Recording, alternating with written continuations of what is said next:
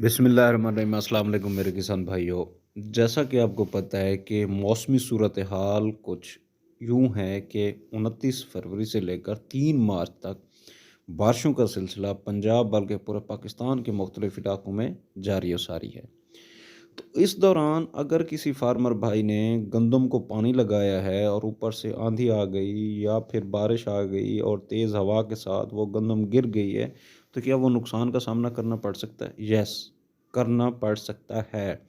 क्योंकि जब खुराक की नाली टूट जाएगी, उसमें झुकाव आ जाएगा, तो वो खुराक की तरसील जो है सिट्टे तक नहीं पहुंच पाएगी, जिसकी वजह से सिट्टे का साइज़, दाने का साइज़ कम रह जाएगा और पैदावार में खासी कमी हो जाएगी।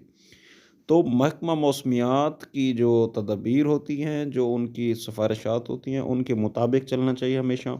और एक चीज़ का ख़्याल रखना चाहिए कि अगर बारिश या तेज़ हवा का जो है खौफ हो या पता हो उसका, तो गंदम को पानी लगाने से गुरेज़ करें। 1-2 दिन ठहर जाएँ, 3 से 4 मार्च के बाद आप बेशक पानी लगा लें।